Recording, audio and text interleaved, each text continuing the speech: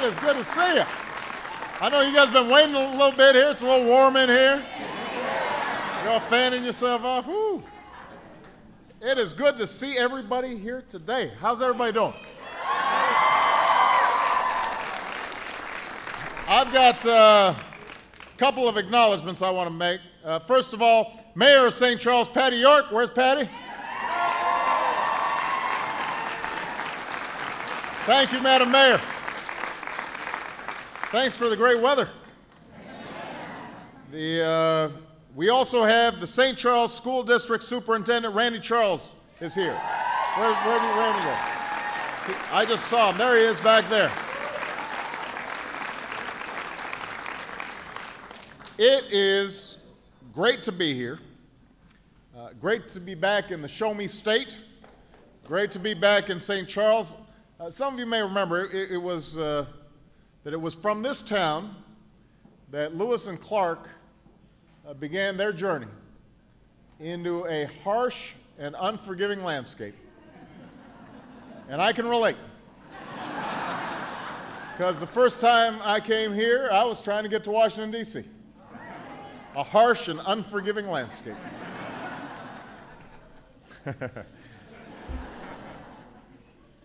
A big part of our campaign was about changing the way Washington works. It was about transforming a politics that's driven by cynicism and a 24-hour news cycle and the cable chatter and always focused on the next election instead of the next generation. Our campaign was about meeting the looming challenges in education and in energy, in our healthcare system, in our financial system, that helped bring about the worst economic crisis since the Great Depression, and it still threatens our prosperity. It was about making our government actually work for you, the people, a government that lives up to its responsibilities, including the responsibility to live within its means.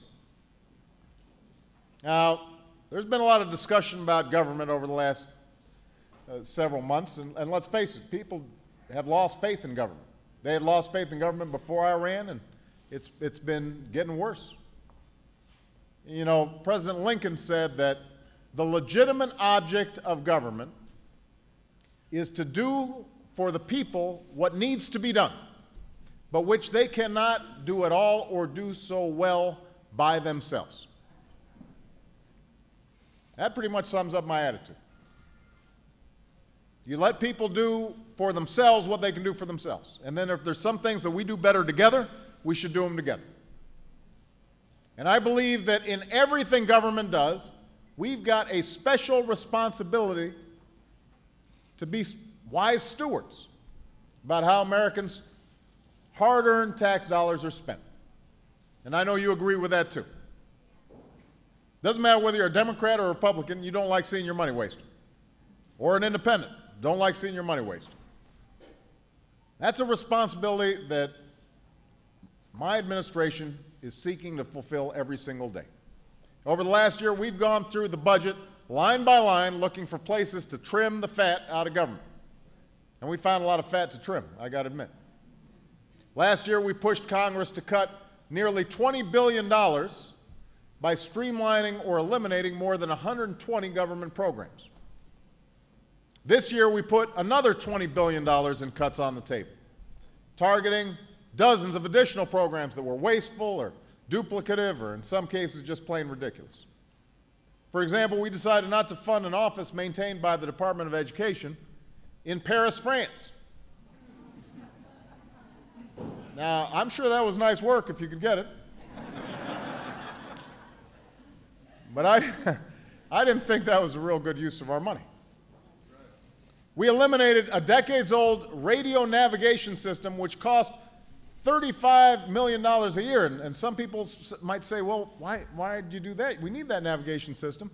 Well, the thing is, we got this thing called GPS now and satellites. So the whole radio navigation thing wasn't working so well.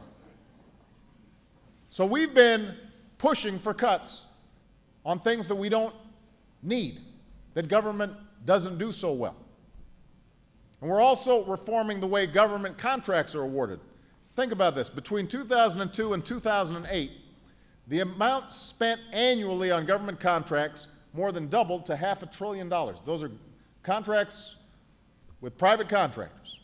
And the amount spent on no-bid contracts jumped by 129%. No-bid contracts. That's an inexcusable waste of your money. So last March, I ordered federal departments to come up with plans to save as much as $40 billion a year in contracting. Now, this brings me to the person standing right over here, the lady in pink.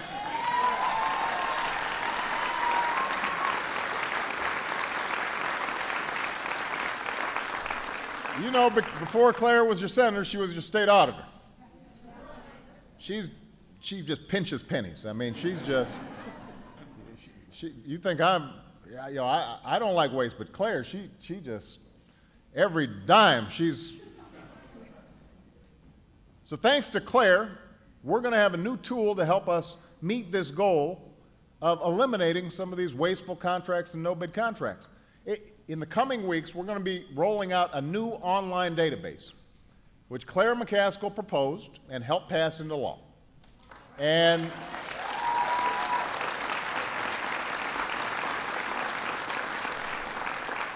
we'll be able to see, before any new contract is awarded, whether a company plays by the rules, how well they've performed in the past, did they finish the job on time, did the company provide good value, did the company blow their budget.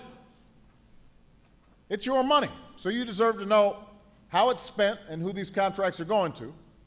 And that's an example of the kind of service that Claire McCaskill is providing, not just to the people of Missouri, but people all across the country. In every way but one, Claire McCaskill is the new Harry Truman in the United States Senate.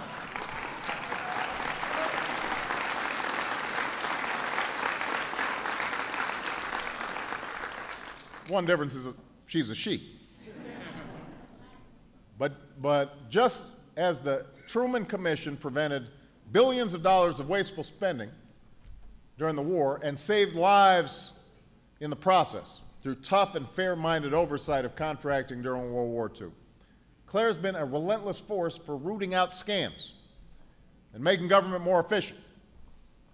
Harry Truman also said in the Commission's final report that in completing the mission, where necessary, heads must be knocked together. And let me tell you, Claire loves knocking some heads together. She's never been afraid to do that.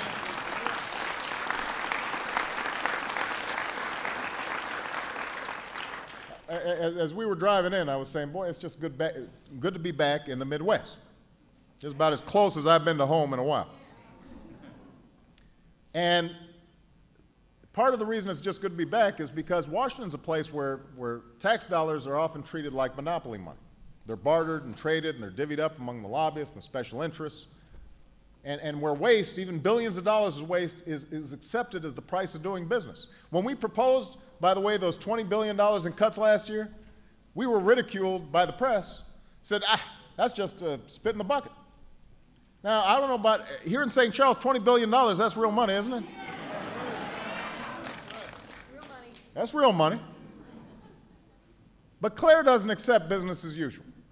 I don't accept business as usual. You don't accept business as usual. The American people don't accept business as usual, especially when we're facing these enormous long-term deficits that threaten to leave our children with a mountain of debt. Now, this brings me to the primary topic I want to talk about today. Nowhere is reform more needed than when it comes to our health care system. Nowhere.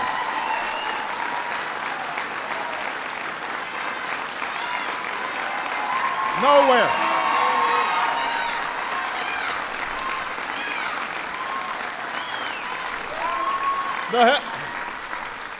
The healthcare system has billions of dollars that should go to patient care, and they're lost each and every year to fraud, to abuse, to massive subsidies that line the pockets of the insurance industry.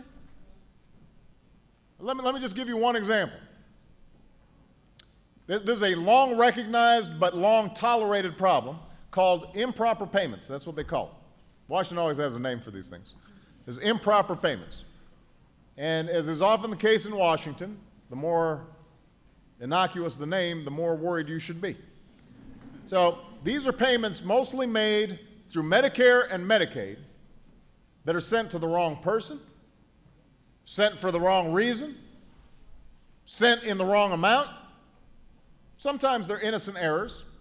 Sometimes they're because nobody's bothering to check to see where the money's going, and they're abused by scam artists and fly-by-night operations. Look, healthcare.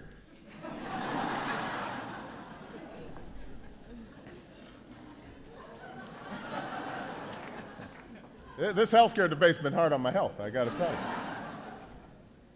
It's estimated that improper payments cost taxpayers almost $100 billion last year alone. Think about that.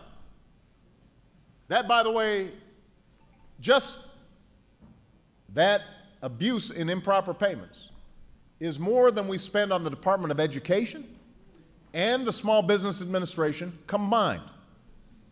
If we created a Department of Improper Payments, it would be one of the largest agencies in our government. Now, for the past few years, there's actually been a pilot program that uses a system of tough audits to recover some of this lost money.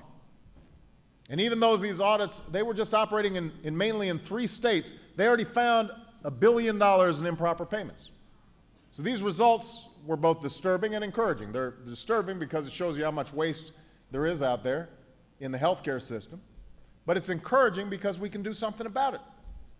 So earlier today, with Claire looking over my shoulder, one of our auditors in chief,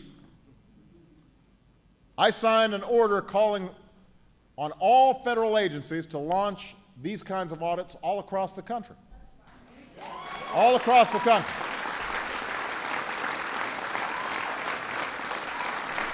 So agencies would hire auditors to scour the books, go through things line by line. Auditors are paid based on how many abuses or errors they uncover, so it's a win-win. The auditor, if they do a good job, they get a small percentage as a reward, and the taxpayer wins by getting huge sums of money that would otherwise be lost that we can then spend to provide care to people who really need it, or we can use to reduce the deficit. Now, through this effort, we expect to more than double the amounts we would have otherwise recovered. A couple $2 billion over the next few years. And I'm announcing my support for the Improper Payments Elimination and Recovery Act. That's a mouthful, but this is a bipartisan bill.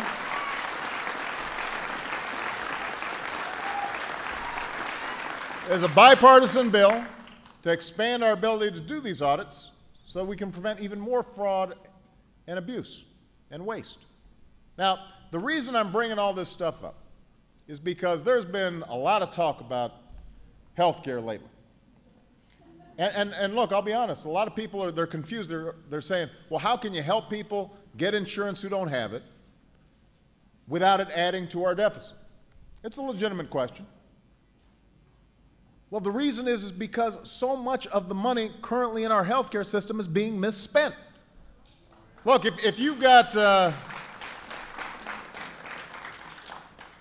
house and the roof is leaking and the windows are all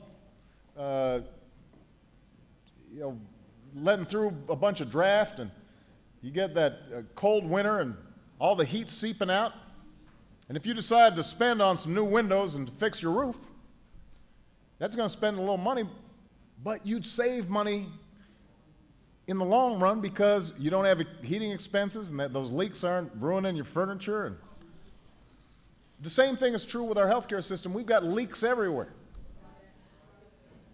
that you pay for, directly or indirectly, and if we can have a smarter healthcare system, then yes, we can provide help to middle-class folks who need it, and at the same time, actually reduce the burden on taxpayers. Now, I know that during the healthcare debate, opponents have tried to scare people, especially our seniors, into thinking that we are going after Seniors' Medicare benefits. That's how Obama's going to pay for his plan. When you look at the facts, that's just plain wrong.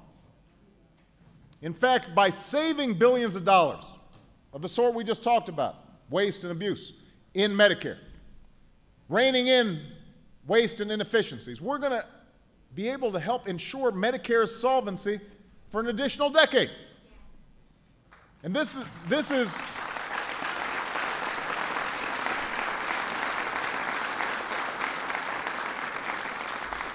just one example that speaks to how we're going to stop wasting money through the healthcare system on things that don't make people healthy.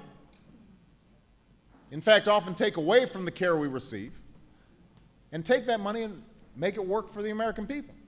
So Medicare will work better, provide better care because of these reforms.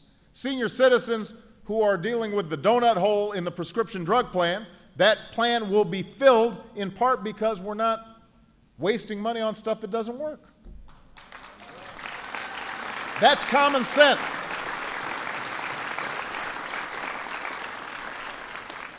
You know, I get a lot of letters from constituents. I get about 40,000 every day, and I don't read all 40,000. Somebody does. But what I've done is I've asked my staff to collect a sampling of 10 letters that I read every night. And I will tell you that my staff is very even-handed because about half of these letters call me an idiot.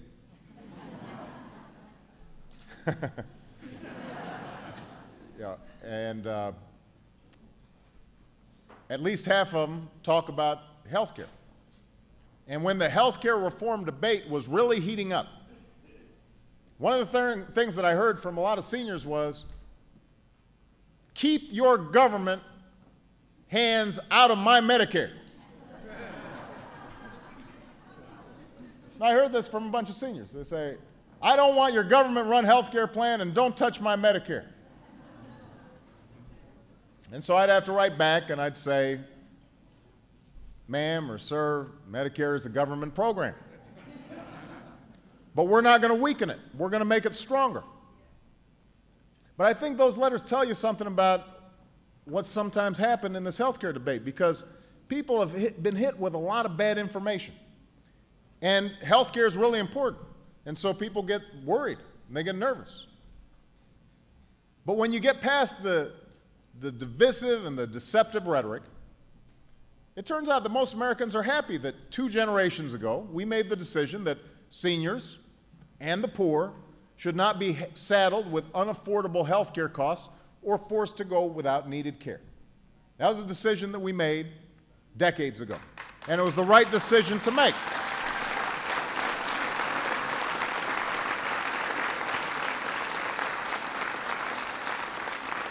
And by the way, when we made those decisions, folks were saying the exact same thing about Medicare. That's socialized medicine, this is government-run care, blah, blah, blah.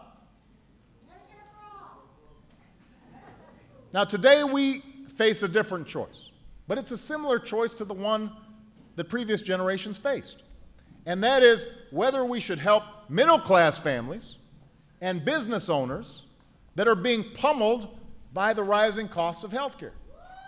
See, back when the Medicare debate was taking place, seniors were having problems because they were no longer working, and people were getting their health care through their jobs, and so it made sense to help them. It made sense to help the poor who might not be employed. But back then, middle-class folks, they were pretty secure. If you were working, you had health care that was affordable.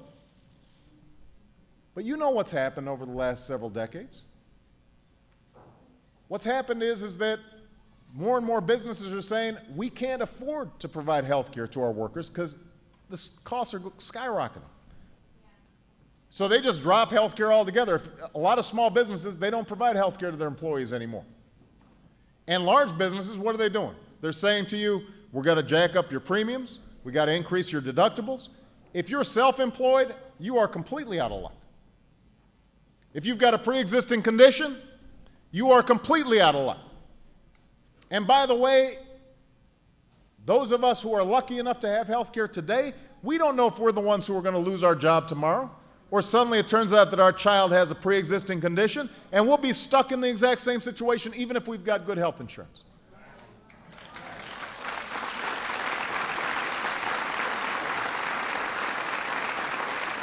Now, everything I just said, if you talk to my opponents, they'll agree. They'll say, you're right, the healthcare system's broken. For too many people, it's getting worse. They will acknowledge that the status quo is unsustainable. But you know what they tell me? We had that big healthcare summit. I know you guys watched all 7 hours of it. Yeah, absolutely. It was scintillating. But you heard what they said. They said, well, we agree with you, the current system's unsustainable, but this is just not the right time to do it. They said, let's start over. That's what they said. We just got to start from scratch. Well, let me tell you something. The insurance industry is not starting over. They just announced a 39% rate increase in California and a rate increase of up to 60% right across the border in my home state of Illinois. 60% in 1 year. That's the future. That's the future if we fail to act. And by the way, I don't recall any of these Republicans trying to do anything about insurance companies' abuses during all the years they were in charge. Do you, Claire? I don't remember.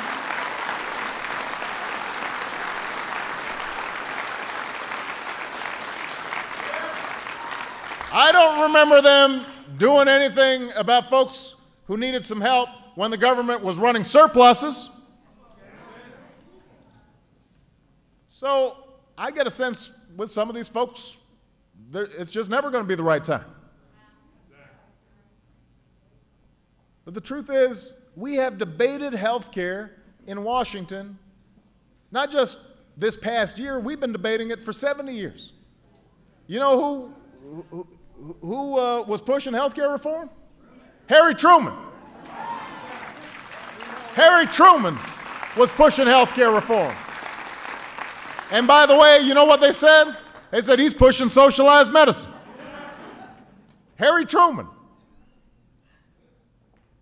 And over this past year, we've been talking about it. Every proposal has been put on the table. Every argument has been made, and everybody has made it. And I know that people view this as a partisan issue, but the truth is that if you set aside the politics of it and what was good for Election Day, it turns out that parties have plenty of areas where they agree. And the plan that I've put forward is a proposal that's basically somewhere in the middle. One that incorporates the best ideas of Democrats and Republicans, even though the Republicans have a hard time acknowledging it.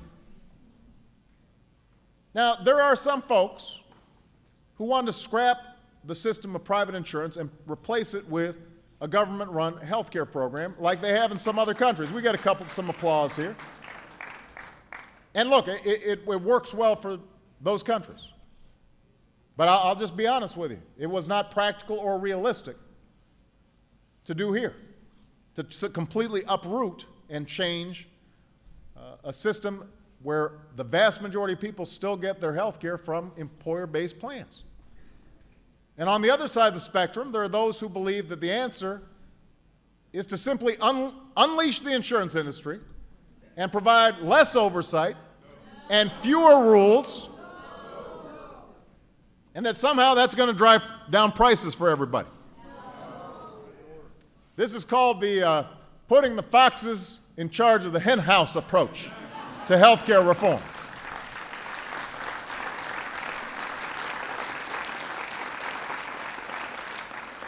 So whatever state regulations were in place, we'd get rid of those, and so insurance companies could basically find a state that had the worst regulations and then from there sell insurance everywhere. And that somehow that was going to be helpful to you. All this would do would give insurance companies more leeway to raise premiums and deny care. So I don't believe we should give either the government or the insurance companies more control over health care in America. I want to give you more control over health care in America.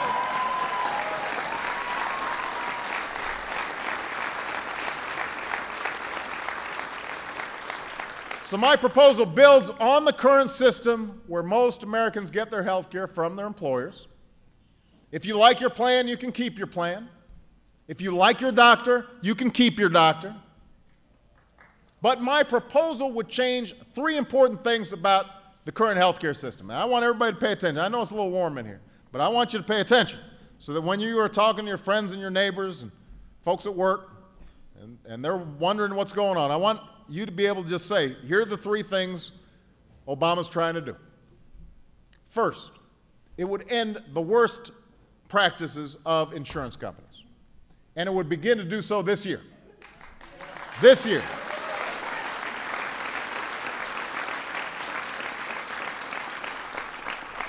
Thousands of uninsured Americans with pre-existing conditions will be able to purchase health insurance for the very first time in their lives or since they got sick.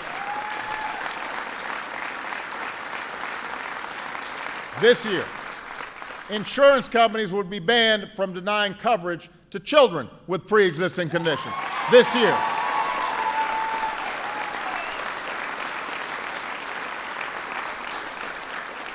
Insurance companies would be banned from dropping your coverage when you get sick.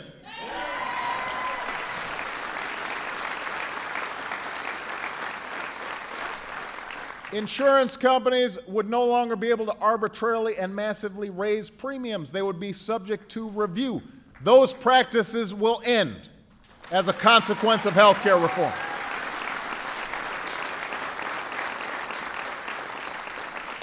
All new insurance plans would be required to offer free preventive care to their customers. And if you buy a new plan, there will be no more lifetime limits on the amount of care you receive from your insurance company. All that fine print that ends up getting folks into trouble. If you're an uninsured young adult, you'll be able to stay on your parents' insurance policy until you're 26 years old. So a lot of folks, as they're transitioning into the workplace, will have insurance.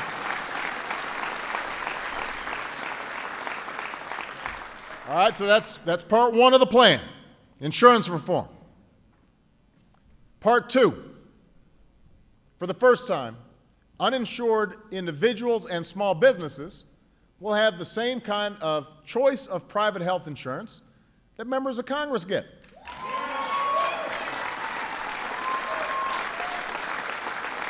If it's good enough for members of Congress, it's good enough for the people who pay their salaries.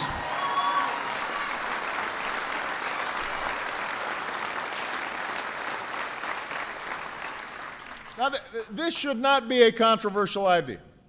The reason that federal employees usually have pretty good insurance is because they're part of a pool of millions of people. So what happens is they can negotiate for really good rates because the insurance companies really want those millions of customers. So what we're talking about is setting up a pool for people who don't work for the federal government. You, individuals, small businesses, they can be part of this pool. And this is an idea that a lot of Republicans embraced in the past until I said it was a good idea. Suddenly.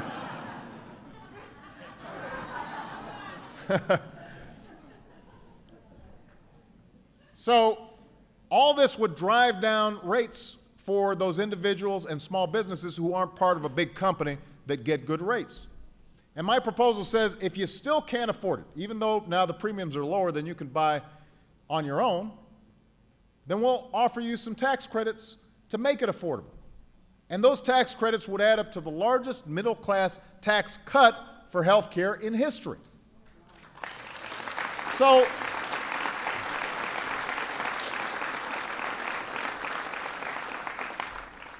it's estimated that this would drive down the costs for folks who don't work for big companies, so they don't get as good of a deal, by 14–20%. This is before the subsidies, before the tax credits. Now, it's true that this will cost some money. It's going to cost about $100 billion per year. That's real money. That's a lot of money. but most of that money comes from the nearly $2.5 trillion a year that America already spends on health care that we're not spending well, that we're spending badly right now. So we pay for this proposal by getting at the abuse that we just talked about. We eliminate wasteful taxpayer subsidies that go to the insurance companies. Do you know that through the Medicare program, we are giving insurance companies close to $20 billion a year, about $18 billion every year of taxpayer money through the Medicare system. And we're saying, well, why do we do that? They're making a profit on their own. And while some of what we save goes to helping the uninsured, most of it goes back to small businesses and the middle class who right now just aren't getting a good deal. It doesn't make sense to me that people who are really poor are able to get Medicaid, but people who are working really hard and just not quite as poor, they don't get a decent deal. That doesn't make sense to me.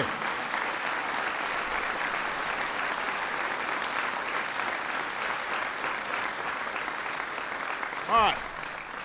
That's the second part. First part, insurance reform. Second part, creating this marketplace where small businesses and individuals can get a good deal. Third part, bringing down the cost of health care for families and businesses and for the federal government. Cost control. Now, when you listen to the other side, they'll tell you, we want to do more about costs. We want to do more about costs. Well, let me tell you, we've incorporated almost every serious idea from across the political spectrum about how to contain rising health care costs. There's not an idea out there that we have not worked on, that we have not included in this proposal. And according to the Congressional Budget Office, this is the office that is supposed to be the independent referee for how things cost. It's not supposed to be Democrat or Republican. According to the Congressional Budget Office, people buying health plans in the individual market right now, they'd see their premiums go down 14 to 20%.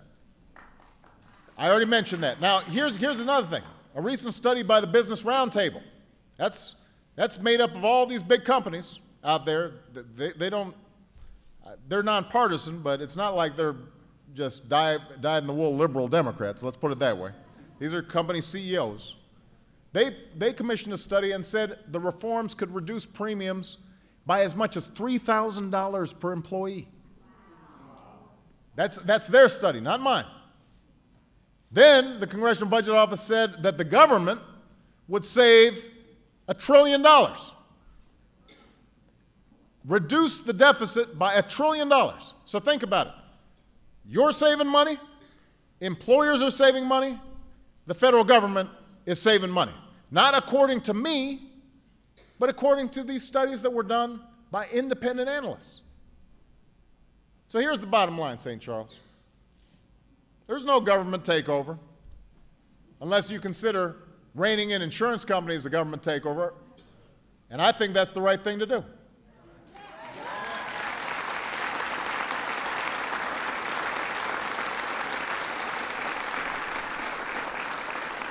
There's no cutting of Medicare benefits. They're just cutting out fraud and waste in Medicare to make it stronger.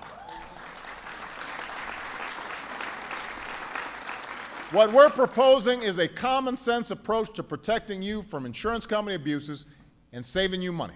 That's the proposal, and it is paid for. And I believe that Congress owes the American people a final up or down vote on health care reform.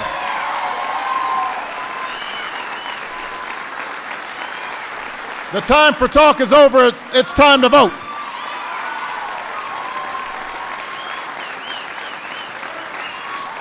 It's time to vote.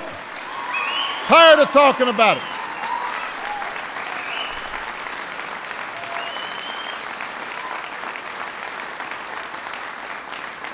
Now, of course, folks in Washington, they like to talk. And so Washington's doing right now what Washington does. They're speculating breathlessly, day or night. Every columnist, every pundit, every talking head. Is this proposal going to help the Republicans, or is this proposal going to help the Democrats? What's going to happen to the president's polls numbers if the vote doesn't go forward? If it does go forward, What will it mean for November? What will it mean for 2012? How's the politics going to play? I heard the Republican leader of the Senate the other day. He's warning Democrats, you better be careful about voting for this. It could hurt you. I don't know how sincere the Republican leader is about the best interests of Democrats.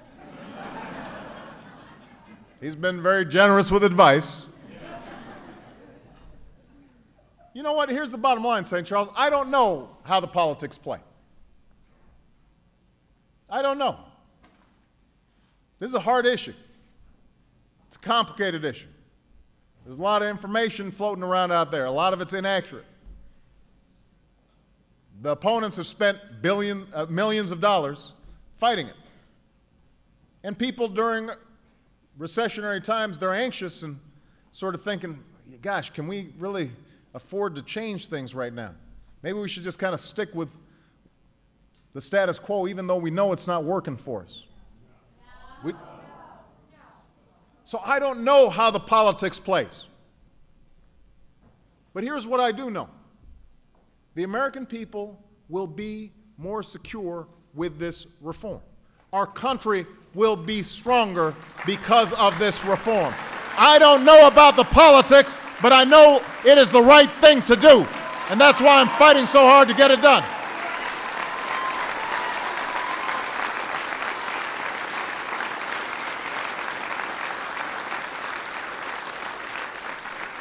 We've seen years, decades, where Washington just puts off dealing with our toughest challenges because it's too hard, because we don't know how the politics works. And the will and the capacity to act, to do serious things in this country, starts just getting sucked away, just gets sapped by partisanship and political gamesmanship and debates about who's up and who's down and how does this play politically, instead of asking what's right and what's wrong. And we've seen terrible consequences. Not just these last 2 years of turmoil, but a decade of struggle for middle-class families. We can't accept the status quo. We can't accept the same old, same old. I won't accept it. Claire McCaskill won't accept it. Not when it comes to how we manage taxpayer dollars. Not when it comes to how our health care system works. Not when it comes to meeting the difficult challenges that we face. And that's why Claire and I are fighting to stop waste and abuse in our government. That's why Claire and I are fighting to pass these health insurance reforms. Now is the time. Now is the moment. Now is the time for us to leave for the next generation and generations to come a stronger and more prosperous country. We are not backing down. We are not quitting, St. Charles, and we are going to get this done. Thank you. God bless you. And God bless the United States of America.